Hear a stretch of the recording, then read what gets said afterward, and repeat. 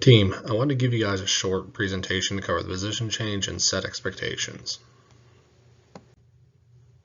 So, getting to know Brandon Symes as a manager. Many of you already know who I am, but again, I want to cover who I am as a manager. So, now we're going to a short little story time here. When I was in college, I started my business experience in a sales role with a college-based job with vector marketing. In this role, I learned the basics of selling and laid the foundation of who I am. I knocked on doors, cold called, and called every family friend we had to build a pipeline. After the first summer, my good friend and I both sold over $50,000 in just a short 3 months, and we were offered an opportunity to run our own office. At 19, we got a commercial lease, recruited our own sales team of over 50 sales representatives, and as assistant manager, I was in charge of all the training and post-training. I do ride-alongs with reps, help them set their weekly goals, help them achieve those goals. I did this for 3 summers and was the reason I changed my major from biology to business. You may be wondering why I'm telling you this story. The reason is, ever since that first summer of running the office, I have been learning how to become a manager that is also a leader, developing my leadership skills, learning from books, podcasts, management events, really anywhere I could. The reason I'm telling you this is to build trust that I've been preparing 8 years for today, to be the best possible manager I can be to help you guys achieve your goals. The next slide, we're going to cover my mission statement as your new manager, and that mission statement is, a successful manager is a trustworthy leader who brings value with encouragement, problem-solving skills, and builds trust with his team through actions and not just words. What I mean by this is that my goal is to not be the best manager you've ever had, but be the most impactful leader you've ever had. I'm looking to lead you to new highs and go through low times by your side. Our company values trustworthiness as a core concept. My mission statement aligns with this as I will build trust with you guys, and you can trust that I'll do the right thing through bringing encouragement by being your biggest cheerleader, although I'm not going to wear the outfit. I will help you solve any problems from small to large without unnecessary ramifications. You will begin to see my actions supporting my words very soon. So next we're going to talk about emotional intelligence and how it's tied to awareness. We're obviously all in sales and know that the highs can be incredible, but the lows can be low. Sometimes we will experience our greatest high only to experience a record low moments later. This is why I'm saying that sales is truly an emotional roller coaster, but through emotional intelligence, we can increase our awareness and improve our sales technique and honestly our overall quality of life. So what is emotional intelligence? Emotional intelligence is the ability to understand, use, and manage your own emotions in a positive way to relieve stress, communicate effectively, emphasize with others, overcome challenges, and diffuse conflict. In simpler terms, how well can you control your emotions in a difficult situation to make a logical decision to resolve the issue? Two of the biggest factors of emotional intelligence are self-awareness and emotional awareness. As your leader, I'll always want what's best for you, and together we'll learn how to have greater self-awareness and emotional awareness. With internal self-awareness, this is how we see ourselves and how we understand our emotions and how we control those emotions. And then most importantly, how do those emotions and how we're controlling those impact the people that are around us? Everything's linked together. When we're able to understand our emotions, it gives us the ability to control our emotions, which in turn gives us the result of controlling how our emotions affect others. In sales, this is obviously incredibly important. So we're going to dive in, we're going to learn together how to have that better self-awareness so we can use our emotions effectively instead of destructively. External self-awareness, this is the same thing, but how we see and understand others' emotions, which is equally as important with building trusting long-term relationships to bring value to our customers. As for emotional awareness, as a value-based leader, I'm working constantly on improving my ability to develop awareness of others, which means being able to label feelings with specific words, which is probably the most challenging part about emotional awareness. And at its highest level, it means being able to predict feelings in advance. So as we develop these skills together, we will be able to solve problems before they occur in business and in just our everyday life.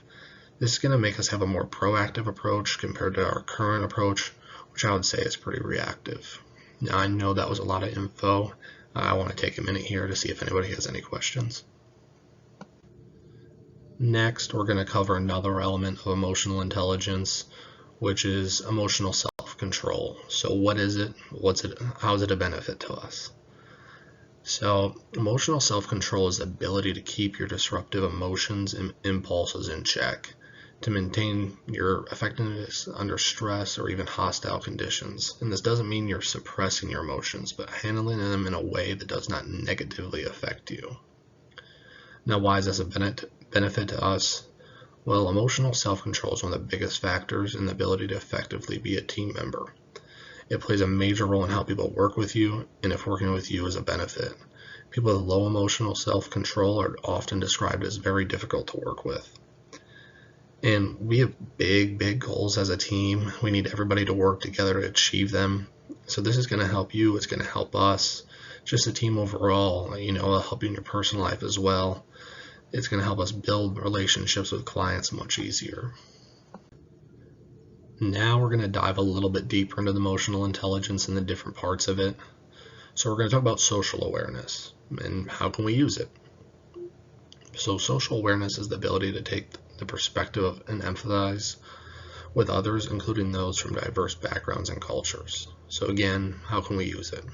Well, we'll use social awareness to put ourselves in the shoes of customers.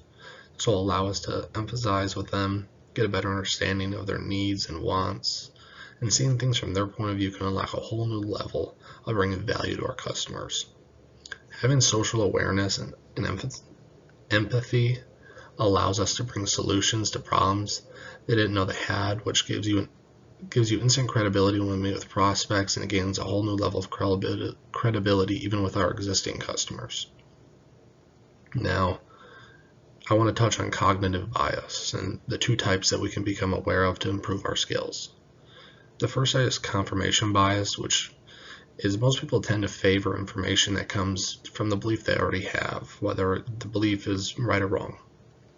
We see this in everyday life, we see it in business, we see it in politics, everywhere. It's probably one of the most common. So for a work example, we hear an account is not worth the time. We've been told other sales reps haven't been able to get the ball rolling, we'll never get sales out of them. So either way, we go into a meeting with them and they give us a simple objection we hear consistently. And our minds go to, yep, this isn't going to work. When in reality, you heard an objection and a dead end, but they were actually showing active listening, which means we had their attention. That's a lost opportunity because of the confirmation bias. A second type of cognitive bias I want to cover is affinity bias. Affinity bias is the tendency of people to favor people like themselves and avoid people who are unfamiliar or different in any way. We all like being around people that are similar to us. It's not a bad thing that we like people like ourselves, but the negative is we are missing huge opportunities. When we're uncomfortable with people that are far different from us, we can use our empathy skills to put ourselves in their shoes and be able to relate with them. For example, I'm a driver who's analytical. I tend to find easy wins when I can drive home the facts about our products, get in the specifics, and really be able to, push home the product. I find I lose people who are not as analytical. I'm talking and selling on points they don't care much about. In this situation, I can realize the affinity bias, restructure my approach, ask them questions, what's the most important to you on this product? What are you looking for in your next purchase? And then I can focus on those features. So how does bias affect ethical decision making? When we are unaware of these biases, we're not relying on verified or analyzed data, but really our own personal preconceived opinions. While this isn't intentional ethical problem, the bias are causing us to now evaluate and make consistent decisions, which is not ethical. Now again, a lot of info. I want to see if anybody has any questions. Alright, the next thing I want to cover is relationship management, why it's important. Then we're going to touch on ethics in relationship management, and then relationship management and a culture of care. Now, a lot of these terms may be stuff you're not super familiar with, but I'm sure as we dive into them a little bit deeper, get to know the definitions, apply them to real life examples, you'll probably realize you do know what these things are. It's just going to make you a little bit more aware of them.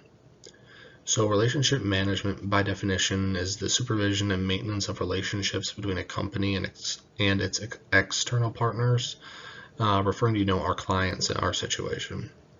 This is one of the most important factors in our sales process. We're not looking for one-time sales. We're looking to build a long-lasting relationship that will prosper into future sales and even referrals.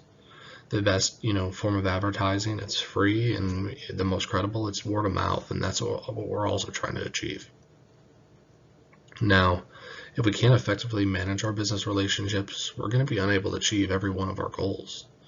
So ethics plays a crucial role in relationship management, because in order to build those long-lasting relationships, we must conduct our business ethically. This builds trust with our clients. They trust we'll do the right thing. That removes that worry that we're going to take advantage of our customers. They don't have to, we don't have to get in there and tear down the wall of trust with each sale. This also makes our clients a lot more loyal to us in return. So the advantages of doing business ethnically and building those relationships ethnically is, it's mutual beneficial. It's going to help the client, and it's going to help your business, our business, everything. Another major component of being ethical in relationship management, it keeps us from breaking any laws, and we remain compliant with regulations. The last thing we want to do is be, trying to close a big sale, wheeling and dealing, and the next thing you know, we have legal problems. So the relationship between relationship management and creating a culture of care stems from the top down. When an organization and its leaders care for people and the organization's purpose, they're building a culture of care. So what is a culture of care? You've heard me say it now a few times. A culture of care is characterized by leaders caring about employees, employees caring about each other, employees caring for customers, and everyone in the company caring for the company's purpose. A culture of care is human-centered, and it's measured in part by its lasting impact in people's lives. It creates the conditions for people to be themselves. Now, why is that important to us? Well, in business, the best relationship management results are when you and our client are able to show, a little bit of who you really are. When the client doesn't feel like you're trying to sell them every time you walk in or give them a shout on the phone. In a culture of care, the client smiles when we walk in. They will set aside time to talk to us even when they're busy. This creates a mutually beneficial relationship. It's going to increase our sales, and it's going to make the barriers of entry significant for our competitors to gain any market share we currently have. Now, it's probably the slide y'all have been waiting for. Here's the closing. I know I've thrown a lot of information at you guys, but don't worry, I don't expect you to remember everything. We're really going to tear this down piece by piece and learn how to become experts at every piece that we talked about. But to conclude, we're going to use self-awareness for the betterment of ourselves and our team. That's the whole point of me being a value-based leader. We're going to show emotional awareness internally and externally. Internally, we're going to control our emotions, understand them, and use them effectively. Externally, we're going to help our clients through the buyer's journey through empathy. We're going to understand what they're feeling, how they're feeling. It's going to allow us to suit their needs better. They're going to have better overall customer satisfaction. We're going to demonstrate accurate self-assessment. This is a tough one. It's something I've worked on for many years, and I still find myself not necessarily an expert in it. We're going to practice, we're going to learn together how to accurately examine ourselves without bias. This is going to allow us to view our actions and decisions from a new point of view to make more informed decisions. Lastly, we'll improve our self-confidence. This is a big one. In sales, typically we are dealing with some egos, but it's important in business, to have some self-confidence because it helps you deal better with conflict. It's going to improve your communication skills. Overall, you're going to be happier at work. It enables you to take constructive criticism better, and it can make you a better manager or leader for future promotions. So again, I want to ask if anybody has any questions. If you don't, let's get back to work.